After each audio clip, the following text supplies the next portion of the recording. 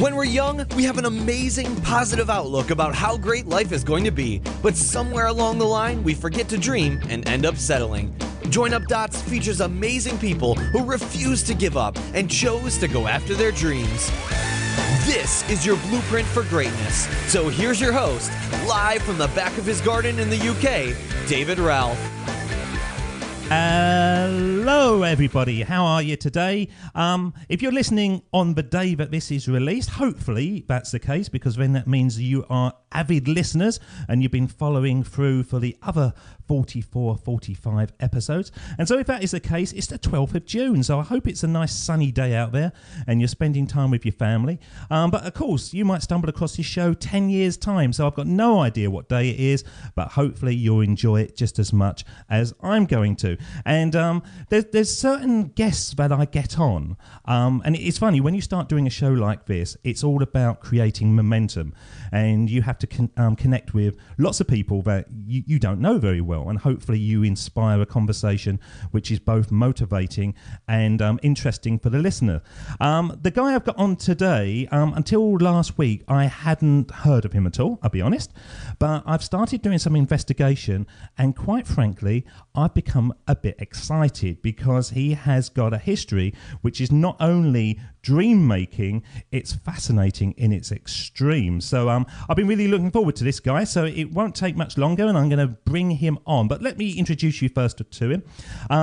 Quite frankly, to all of you out there, if you think that you need to start your journey of discovery and fulfillment from a privileged position, or it's never going to work, then think again.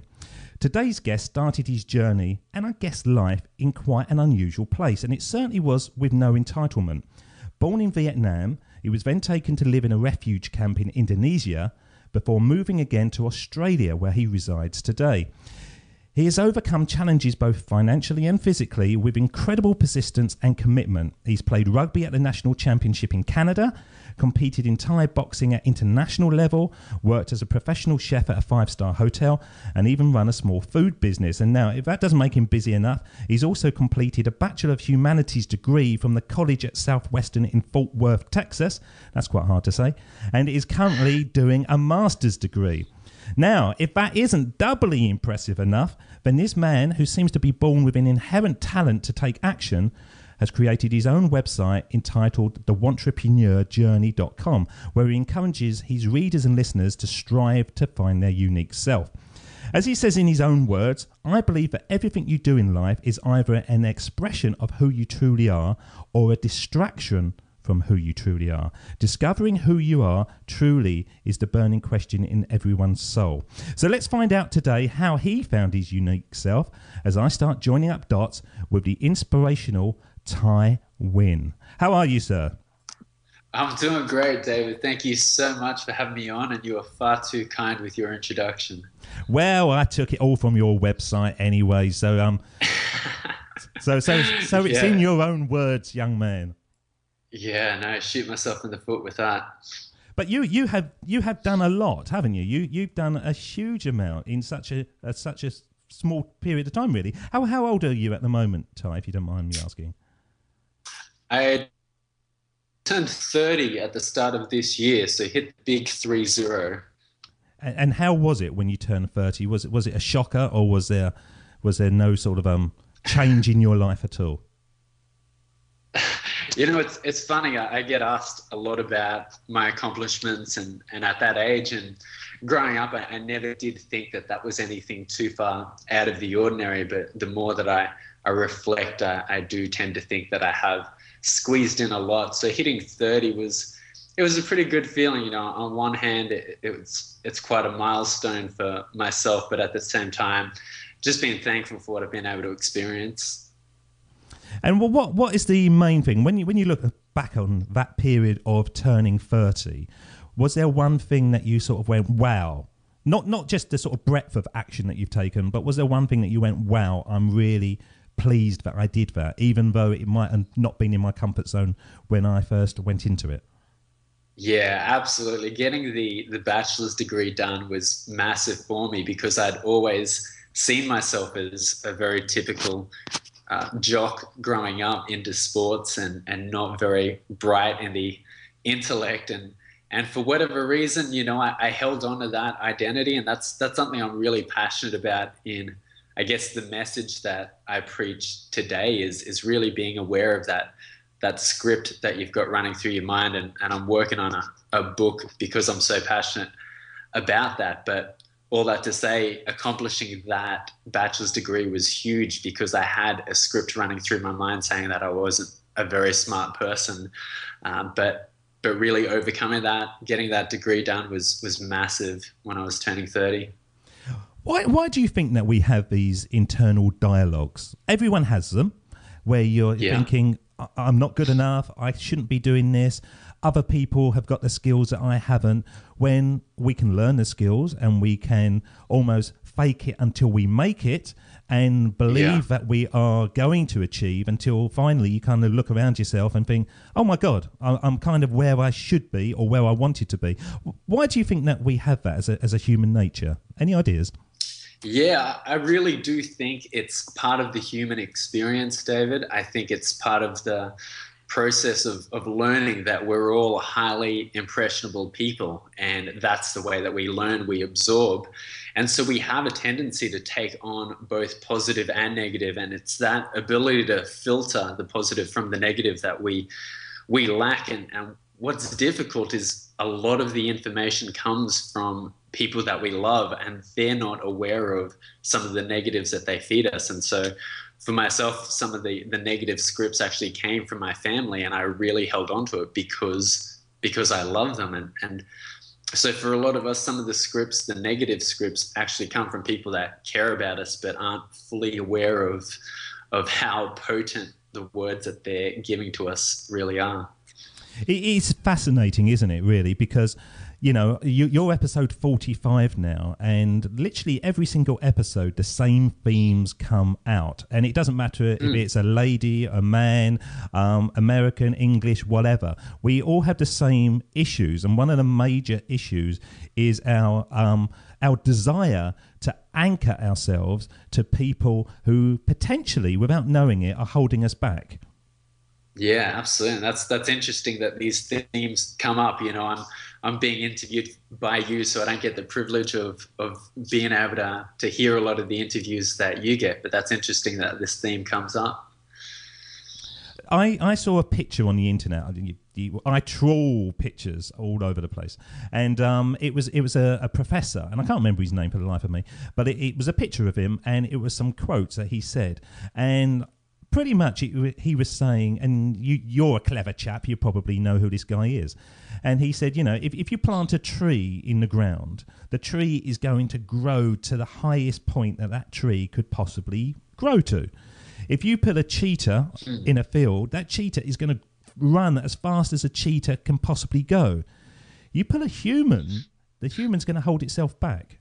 And it rarely reaches the potential that human can actually achieve for whatever reason. We hold ourselves back. And it's a shame, isn't it? It's a shame that so many people, and that's one of the reasons that I'm doing these shows, to sort of inspire people to go, yes, start moving, start trying, and something good is going to happen, or hopefully. Yeah, that's a really profound statement from that professor, and that's really interesting. Completely agree. But why? Why do you think that we want to hold ourselves back? You put yourself in a room, Ty. I'm going to put you in, because you're a hugely inspirational guy. I'm going to put you in a room of 100 people, and I bet individually, if you said to them, what do you most want in life? They're going to say, I want freedom, I want money, I want success, I want all those kind of things. But they're not actually working to achieve that. And it's weird why we have these dreams, we have these aspirations, but actually the resolve to get off our backsides and do something about it is always being put to tomorrow. And I need to watch a new episode of 24 tonight, and I'm going to do that tomorrow. And something else comes along, then the weekend, and then we're back into the next week again. Yeah, and I can't remember exactly who said this quote, but I think it sheds a ton of light on exactly what we're talking about. And the quote is, our problem isn't that we set our aim too high and we miss. It's when we set our goals too low and we reach them. And I think that really answers that question of going into a room or just encountering a lot of humans that don't reach their potential is it's not that we aim and shoot for goals that are too high and we miss them, but we set low standards, and by reaching them, we create this feeling of achievement that's far below what we're capable of. But we settle for that because it still feels like a satisfying sort of arrival at a goal. And I think that's what we all strive after. And it's kind of this, I guess it's a truncated goal setting model that we live by. And again, it's sort of falling into that false achievement. Did you know what you can achieve in your heart of hearts? Because as you're talking to me there on Skype, on the other screen I've still got the introduction that I sort of led into the episode with, and I'm looking down there as you were saying things, and I was thinking, yeah, okay, he achieved at rugby, and then he did Thai boxing, and now he's a professional chef and stuff, and it almost seems like a scattergun approach leading up to now, but you obviously got to the top of all the areas that you competed in or you tried in. What can you achieve in your own life, Ty? That's the thing. I think growing up, I never really put limitations on what was possible, and I think that's the reason why I've been able to achieve success in different fields. And the funny thing is, it's something I need to continually rein in and keep in check, that not only myself, but I mean all of us as human beings are able to reach almost any goal that we set for ourselves. And so going back through previous successes and what I'm capable of doing, I'm constantly reminding myself that if I work hard, I can truly achieve any goal possible. And that was something I think I was lucky enough to catch early on in life, early on enough to be able to enjoy success in those different areas. So let's sort of start joining up the dots, and let's go back a bit away from now, because I am going to touch on your website and the current work that you're doing. But if we go back in time, it is fascinating. You're born in Vietnam, and one of the things that I'm going to ask you now, because I started Googling your name before you came on the show to find out things about you, and it seemed on the outside quite an unusual name. It doesn't sound unusual when you say it, Tai Win, but when you actually spell it, you have to look twice at making sure that you get the vowels in order. And it's hugely popular, isn't it? There's hundreds, thousands of people with the same name, and there's even a province in Vietnam which is your name. But yeah. How does that work? Are you sort of named after the area? Is that where you were conceived? Well, who knows? Who knows where you were conceived? I asked that question as well, David, but my parents have told me no. It is pure coincidence that there is a province named after myself. They just, I think the word Thai in Vietnamese also means free, and so my parents liked that concept. And Nguyen is actually a very common Vietnamese last name. It's almost like the Smith of Vietnam, which makes it such a common name when you Googled. Yeah, it did. It flew out. There was, I really didn't know what to look at first. But when you was in Vietnam, you was a baby. And the interesting point is not that. For me, it was living in a refuge camp in Indonesia. Was your parents made to leave Vietnam, or did they choose to leave Vietnam, or how did that happen that you ended up in that point? Yeah, it was a bit of both, actually. So my dad worked in politics for the South Vietnamese government. So there was tension between the communists in the north and the south. And after the fall of Saigon and the north implemented their communist regime, he was put into prison for about 5 years. And so there was still tension after the war. There was still a lot of animosity. And of course, while you had the freedom to remain in the country, the freedom was a very conditional freedom, to the point that it wasn't really freedom. So you had a mass exodus of South Vietnamese people to Canada, to the United States, and to Australia, but leaving through the stopping point of different refugee camps. And so while my dad was in prison, the family saved up together some money, and what you would do is you would pay for someone who was able to navigate the water. You would pay for a very cheap wooden boat to get out to the main ship that would head to the refugee camp. So that's what our family did. I was about 6 months at the time, but as soon as my dad was released from the prisoner camp, then we left the country and spent about a year in the refugee camp in Indonesia before getting accepted into Australia. And in Australia, is that where you now call home, or are you still living back? Yeah. So I'm an Australian citizen now, and even though I studied abroad, I'd spent a couple of years living in Thailand when I was competing there. I'd spent a year living in Canada, playing rugby there, 4.5 years doing my degrees in Texas. But ultimately, yeah, Australia is where I call home. And what is it about? I've been to Australia a couple of times, but I've only been to the Perth area. Unfortunately for me, I've got probably about 20, 30 relatives who all live in Western Australia. So whenever they know that we're anywhere in the area, we get sucked into that side and we never see anything else. So I've only ever seen Perth. You're Sydney, the other side. Brisbane, actually, north Brisbane. of Sydney. Okay. Yeah. And are you a surfer boy? Are you what's your outdoor life in Australia given you? Yeah, unfortunately, I never hit the surf as much as I'd like to. But growing up, rugby is huge in Australia, and I think a lot of people will typically joke about Australia being a convict settlement, and we certainly do. Yeah, but I do think that kind of an attitude has persisted, the very laid back kind of attitude. And so growing up, very exposed to that Aussie bum kind of lifestyle and playing a lot of rugby.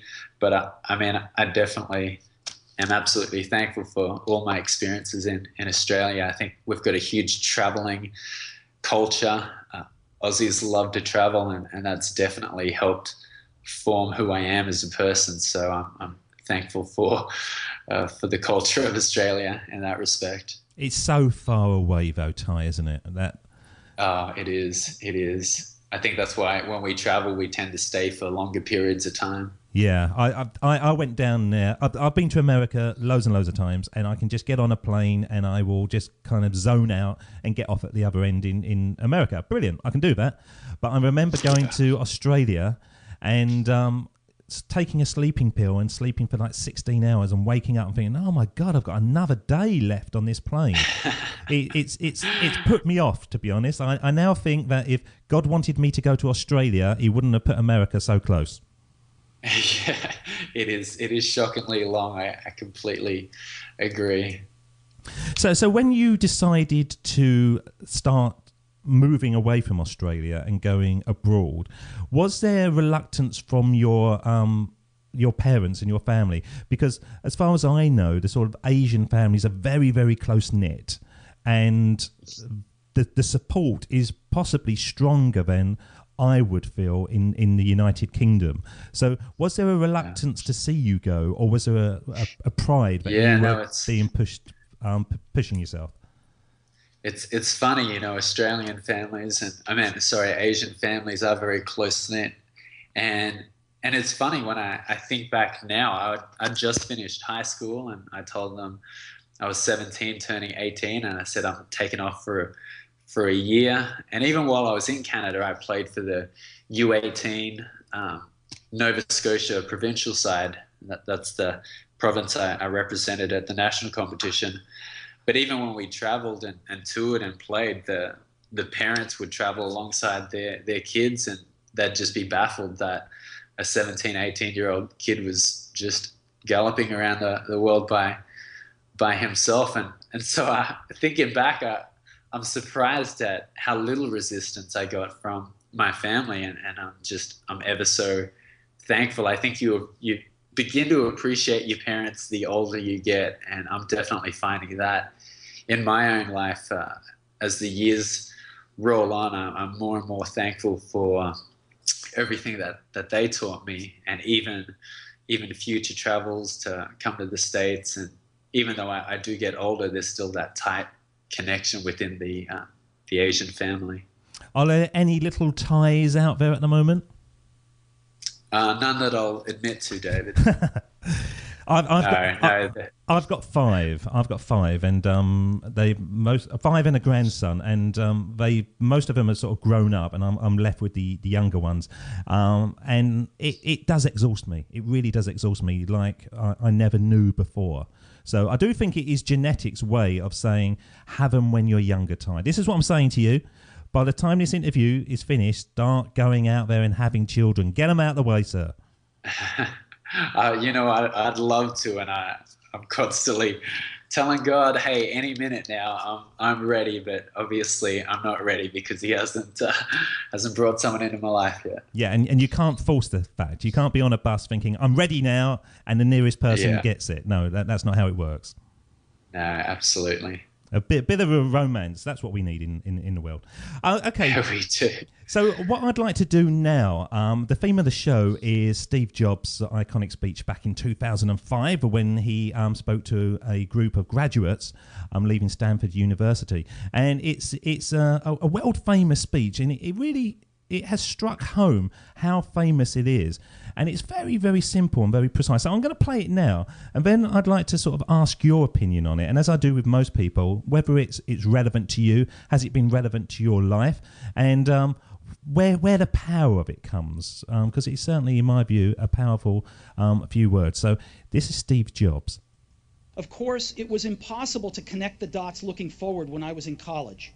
But it was very, very clear looking backwards 10 years later. Again, you can't connect the dots looking forward. You can only connect them looking backwards. So you have to trust that the dots will somehow connect in your future. You have to trust in something, your gut, destiny, life, karma, whatever. Because believing that the dots will connect down the road will give you the confidence to follow your heart, even when it leads you off the well-worn path. And that will make all the difference. So the question to you, Ty, is, does it make all the difference? Is that faith, that trust that things are going to join up somehow important to all of us? Yeah, absolutely. It's something that I think has become more and more true in more recent years as I've looked back. And I think that whole element of joining the dots, I do believe that there are some that just don't join up necessarily in terms of a continuation, but a lesson that can be taken from it. And so when I look back at my life, I absolutely see where, when I say that the dots don't join in the sense that I'm doing exactly something in a sequential manner, there was a lesson that was crucial that I've taken from that previous experience. And so when I think about joining dots, I see more of it as in experiences and lessons that I've taken from previous experiences. Because when you look at my life, people will say that, how do you even join the dots with your life? You were a professional chef, and then a professional fighter, and now you're a writer and speaker, and you do online work, and they're just so disparate and unconnected. And that's where I tell them, there is a connection of the dots. It's just, although it's not as obvious, it's more subtle in terms of a mindset shift that I had through this experience, a talent that I developed in this experience. And so for me, that's where that quote from Steve Jobs really, really hits home and really becomes reality. It is truth to all of us, though, isn't it, Pat? There's no getting away from it. Unless you lay under your bed every day and never come out and speak to people, you are going to be having feelings, you're going to have emotions, you're going to have things occur to you, thoughts run through your head. And by following those, even though you don't know what you're doing at that time, I think everyone will look back and go, yes, I can see. No, I can. I put my hands up now and I can say, the reason that I'm talking to you now, Ty, is because this happened, that happened, that happened, and I've got about 6 or 7 dots leading down. Didn't know it at the time. Yeah. It was just stuff that was happening. But I can certainly look back and go, yes, I think I've now found my unique path, and the only way I've got there is by doing these steps that I just kind of did. There wasn't planning. It was just stuff that I did. But I built up the skills, I built up the ability, the confidence, whatever it is, to take that next step and that leap of faith. And I think everyone out there, and it really is the sort of the message of every single episode is, it doesn't matter that I'm speaking to you, Ty. It doesn't matter that I'm speaking to Donald Trump or whoever. Literally, to a man or a woman, we don't know what we're doing. You just try things and try things and try things until things start clicking, or you find something you enjoy, or whatever. But it's the trying, overcoming those failures, which is the key point, isn't it? There's no quick route to success.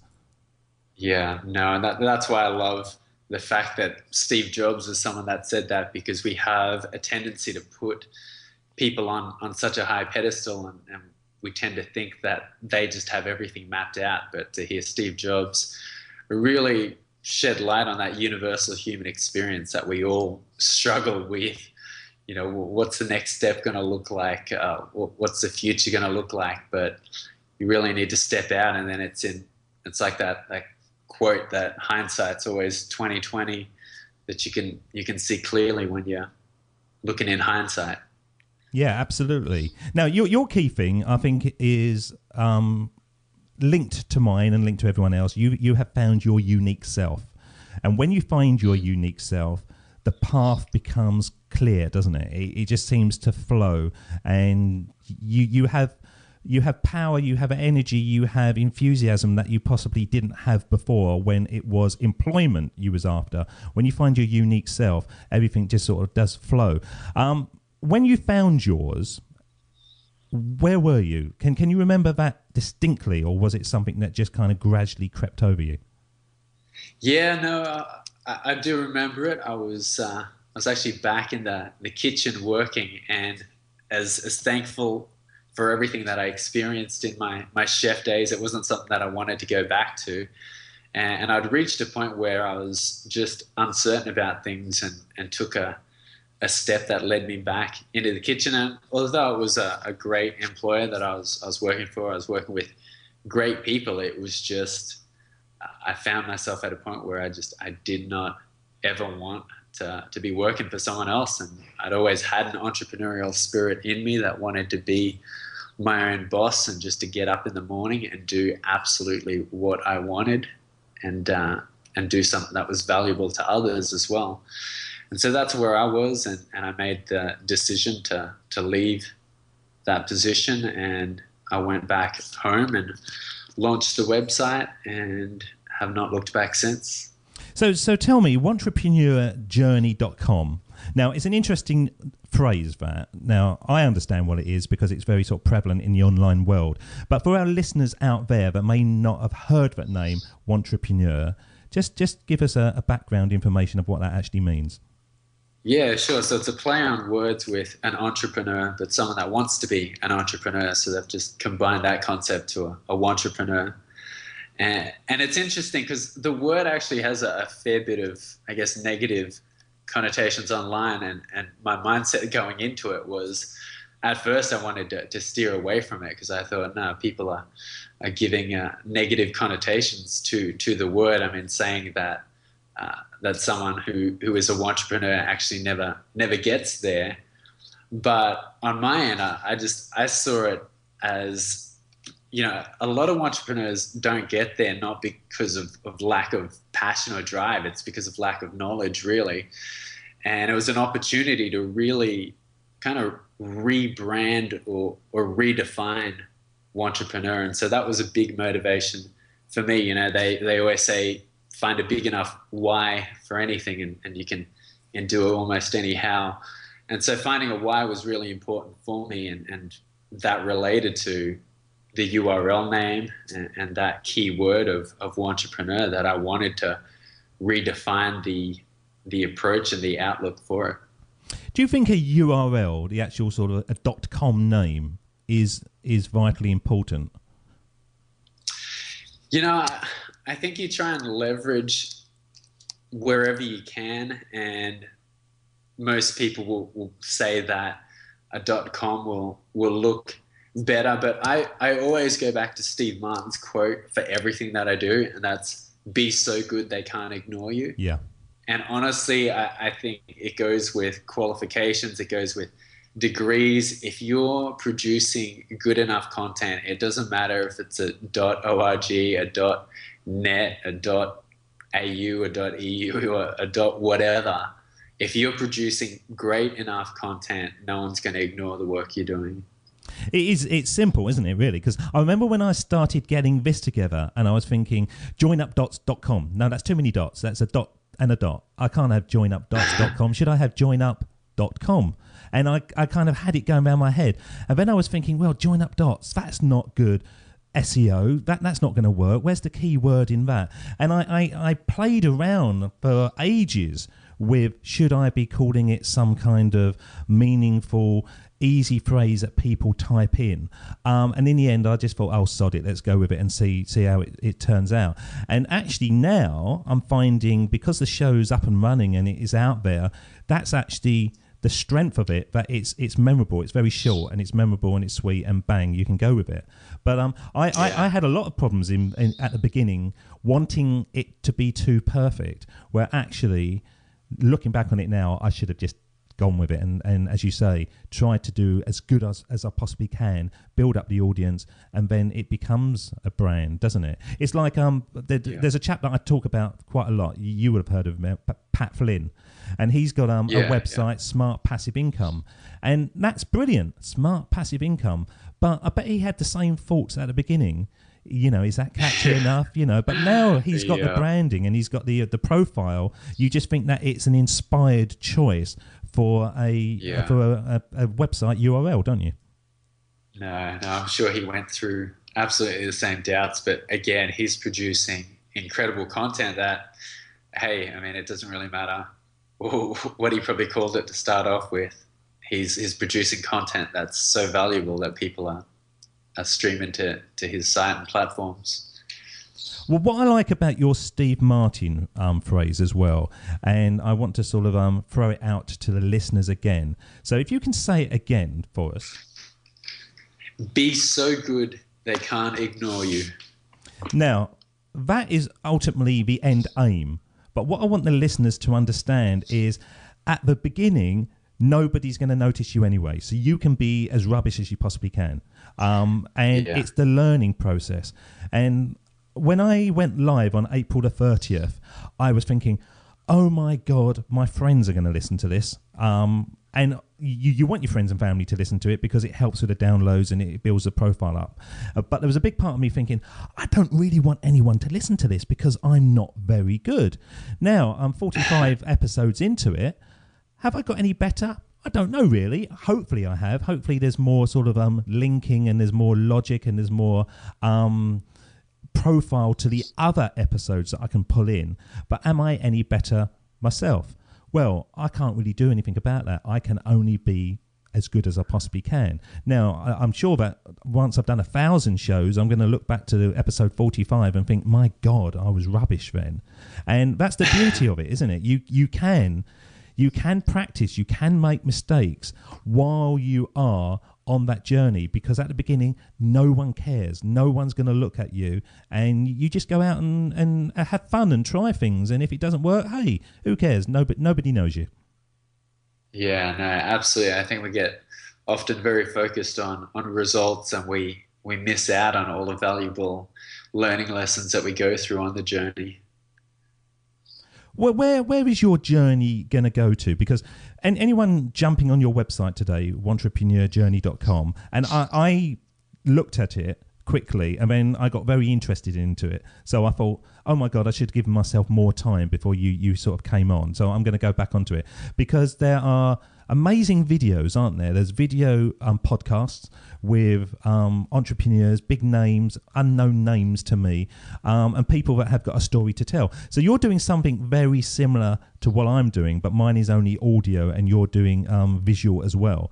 So, you know, could you see the Tywin movie when you put all these clips together and create something hugely inspirational? You know, where's your plan on it? The big goal for me really is getting this book out, and the book is really going to be a lot of collections of the wisdom that I've gathered from a lot of these interviews, but it's funny, the entrepreneur journey has actually turned out to be a great networking tool and a great business card in a sense for me for further opportunities.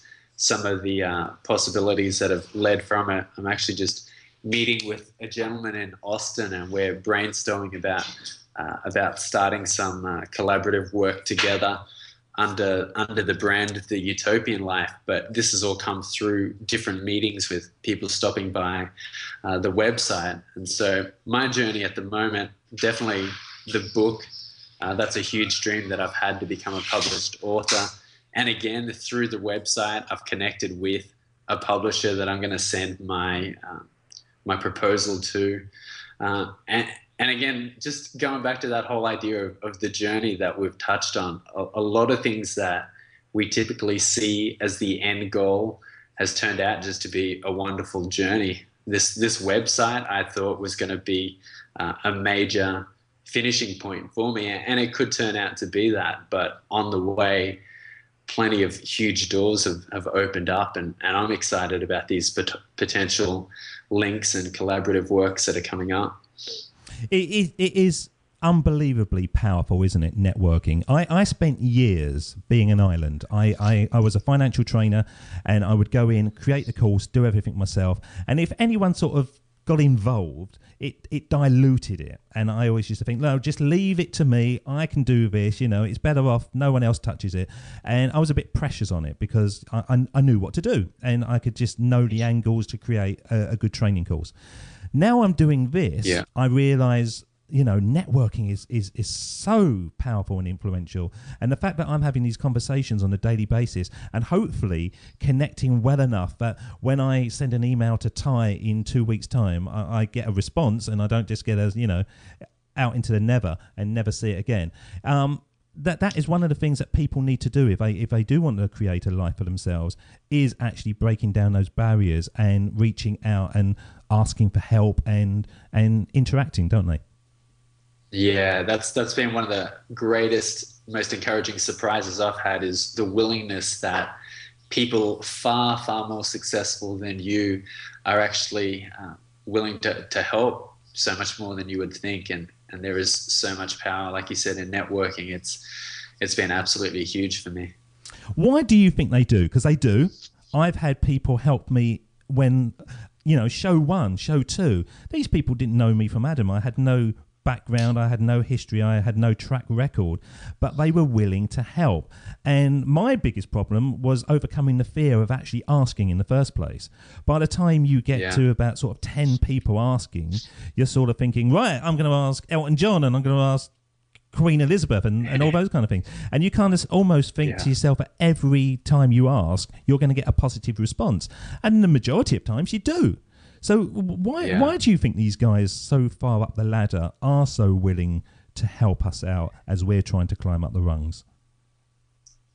I think one of the most common traits shared by successful people is the recognition that the success did not come on their own, that they had also a lot of help on the way. And again, just being part of this world that we live in, where we're connected. We're all connected in one way or another in everything that we do. And I think the reason why they're so willing to help is just reflecting on their own journey and realizing how much help they had on their own journey. And it's part of the reason why I'm always looking for opportunities to give back, because I've had just incredible blessings on my journey that have come seemingly out of nowhere. But it's a great thing to be a part of, this I guess a movement of giving back. And I think that's something that we all implicitly have agreed to when you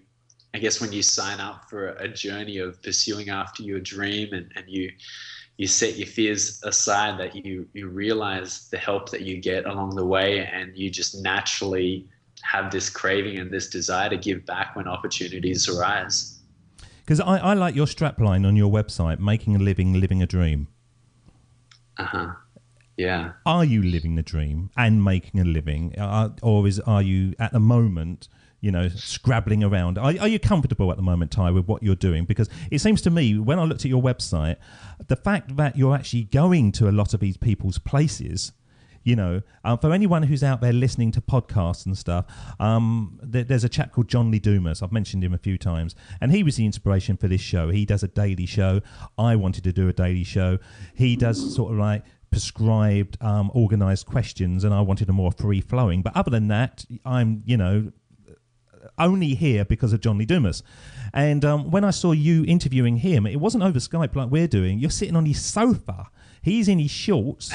You're having a drink, and his girlfriend's still in bed.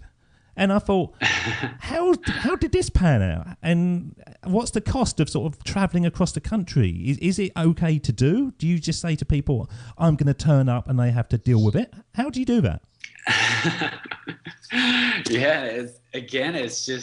It's just taking a shot in the dark and having faith and continually being surprised at the willingness that people have to actually invite you into their home. I mean, it was kind of a bold and audacious kind of model to chase after, but it's played out and it's worked. And before I started, I really, came face to face with myself and asked some real questions about what I wanted the rest of my life to potentially look like if I was going to live and work until I'm 60 or 70. Well, what would I want my life to look like? And I realized this is what I love. I love traveling, and I love meeting unique, inspirational, great people. And I just believed that I could create a lifestyle around that and make a living doing that. And although, it's still in its baby stages. I completely consider it in its baby stages. I'm getting all of the green lights and all of the validation to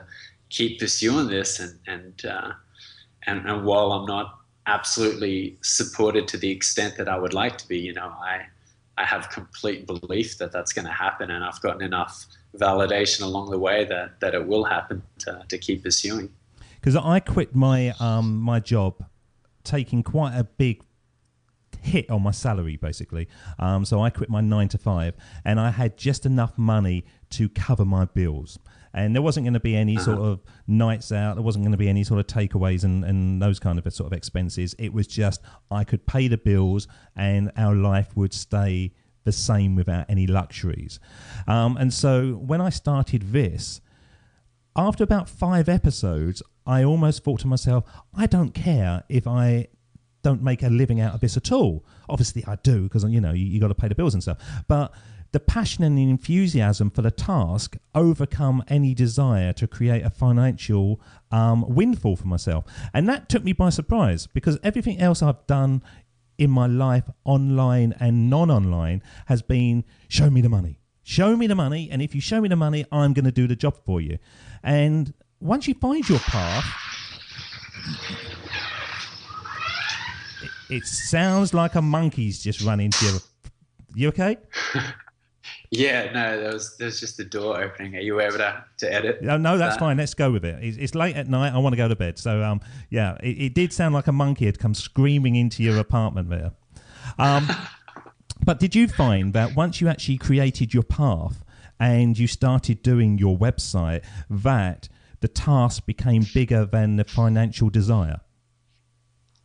Yeah, absolutely. I completely resonate with that as you're sharing. Just sitting on planes and flying to these different cities and meeting incredible people and sitting at a nice cafe, writing up the next article. I just, like you said, I absolutely want the finances to come through. But in terms of that dream lifestyle, just pinching myself. When you're sitting in John Lee Dumas's apartment, no, not him, actually. Let's go back to the very first interview you did, when you're sitting on a sofa with somebody who you admire and they're inspirational, and that's the reason why you're in front of them. How did you trick yourself that you could do the interview? How did you shake off that imposter syndrome that we all have? Because it's all right me doing it by Skype because I'm not actually looking at you, but when you're sitting face to face with someone and it's the first time you have ever done it, how did you trick yourself?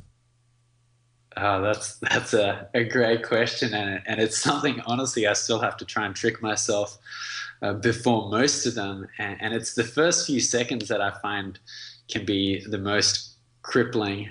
But I find if I always stop and pause and just think through the script that's running through my mind, and I'm big into positive affirmations and just the words that we have going through our inner dialogue. And so just pausing, taking a couple of deep breaths and just reminding myself that I'm absolutely more than capable of doing it. But that being said, still facing those doubts, still facing that imposter syndrome almost every interview. And in some ways, I think that's healthy.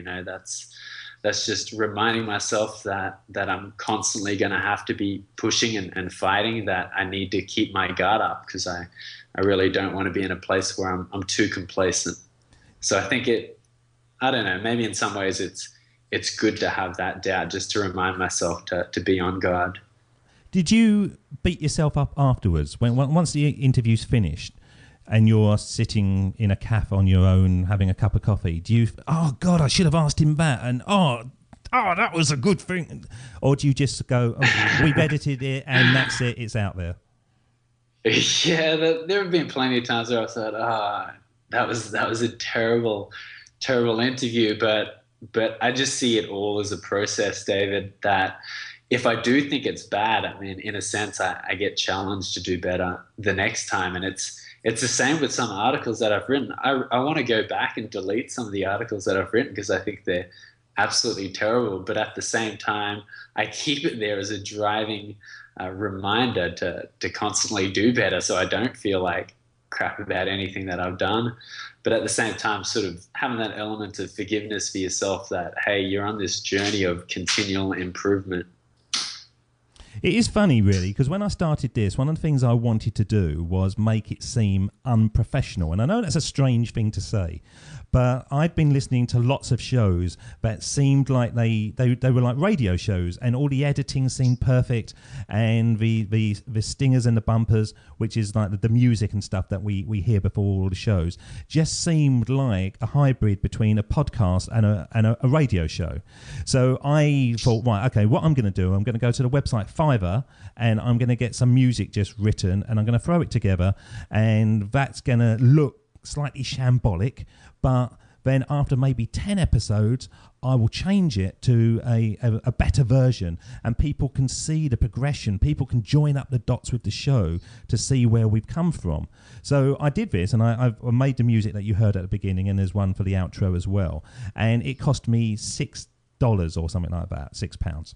And funnily enough, the music from the guests and the feedback that I'm getting from the listeners, they love it. They absolutely love it. And now I don't think I'm actually going to change it. So it's quite interesting that the kind of almost the mistakes that you make at the time, or the perceived mistakes, actually become the strengths when you get into the journey. Yeah, no, absolutely. And that's really, again, that part of the journey that, you're always evolving and growing, and some of these nuances can actually turn out to be your greatest strengths. So just bringing it to the end, Ty, I've got a couple of questions that are just sort of buzzing around my head at the moment. Now, you live in a holiday location, basically. You live in Australia, and you've grown up in Vietnam and Indonesia, all the kind of places that I would personally like to go on holiday. So where do you go when you want to relax and you want to get away from it? What's good for yourself? Ooh, I'm currently in Austin. I've just gone on a whirlwind trip around the United States, and I'm headed to Hawaii in a couple of weeks. So although I haven't been there yet, I'm actually anticipating Hawaii to be my vacation spot. But apart from Hawaii, I absolutely loved living in Thailand as well, along some of those stunning beaches. That would be another spot for me. I believe you spoke to a guest that I've got on episode 7, Kamanzi Constable. He was on your website I was looking at. Yeah. Now he's Kamanzi's. he's a great guy, and he's ended up in Hawaii himself. He was a chap. If you want to listen to his story, go back to episode 7, and he was a chap who really followed his dream, and now he's really living the dream. He lives in Hawaii, and it's like paradise every day. It's an unbelievable journey.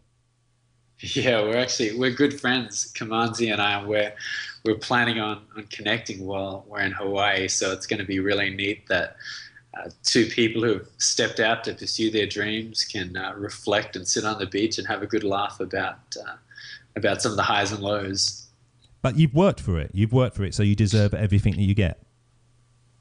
Yeah, that's one huge element that it's going to take a ton of hard work as well. I tell people that I meet, it may look good on the surface, but it's come with a lot of persistence and a lot of perspiration also.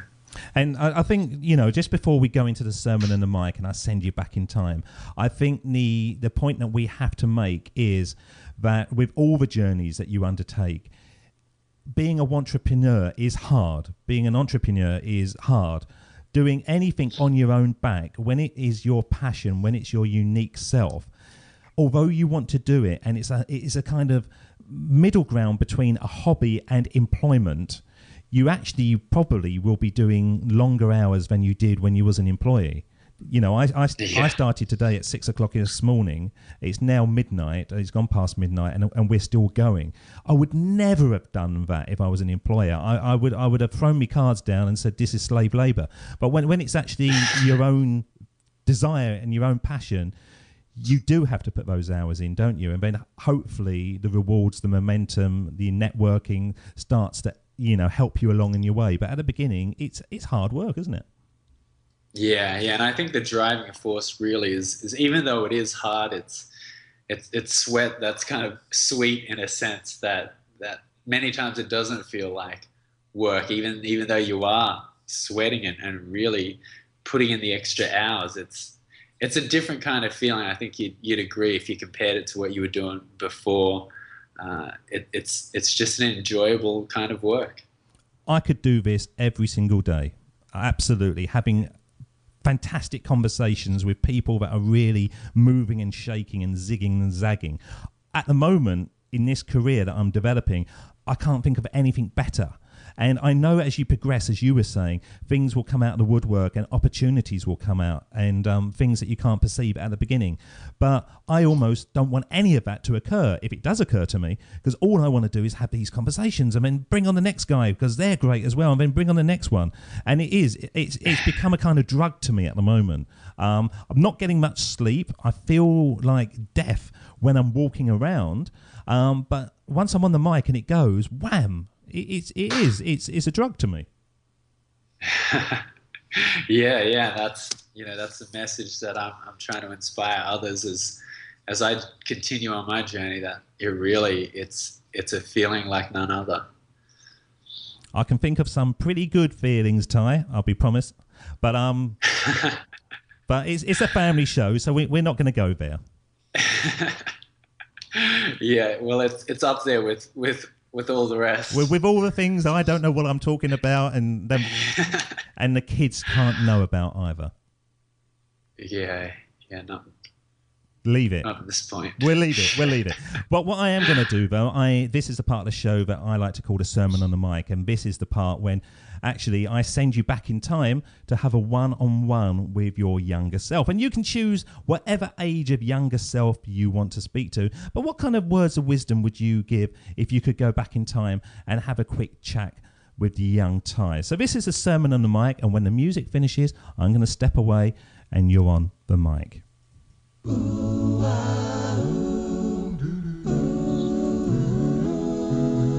Here we go with the best bit of the show, the sermon on the mic, the sermon on the mic.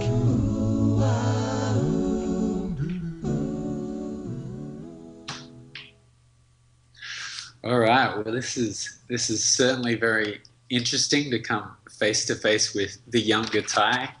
If I could go back in time, I'd probably go and meet myself at about the age of maybe 14 or 15 when I was in high school.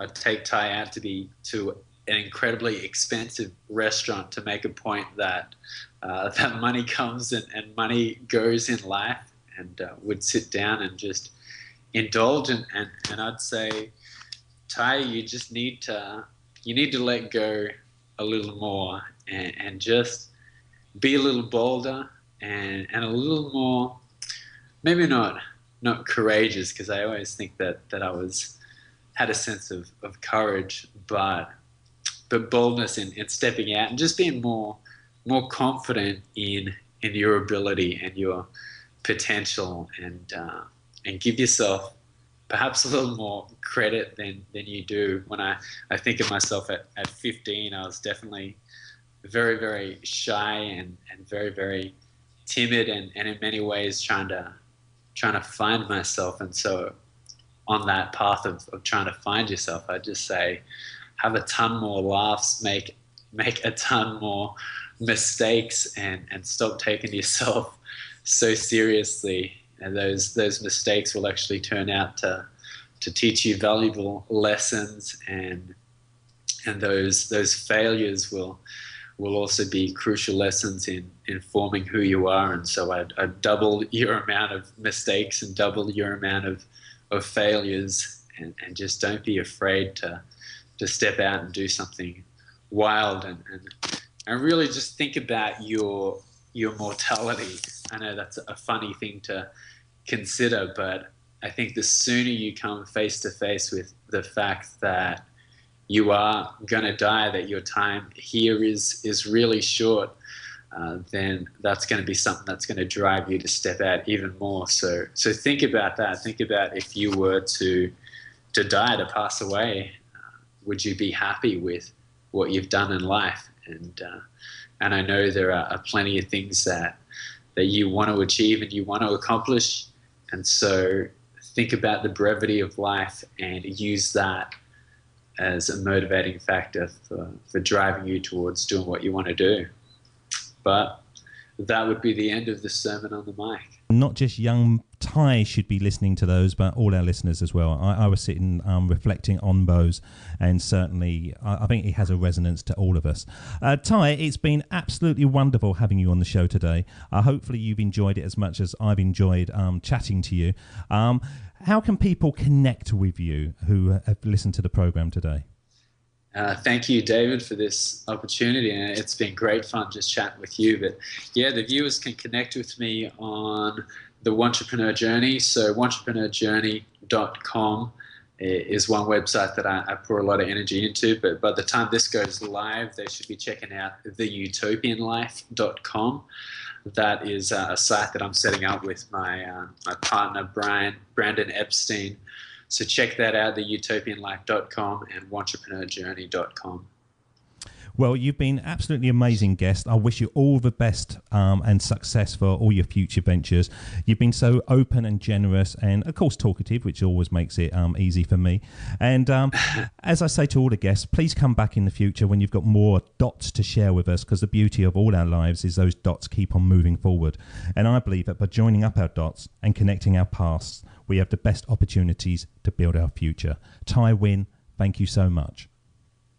Thank you so much, David. Appreciate it.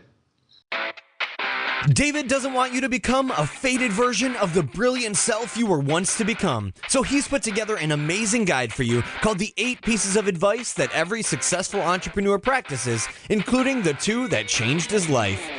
Head over to joinupdots.com to download this amazing guide for free, and we'll see you tomorrow on Join Up Dots.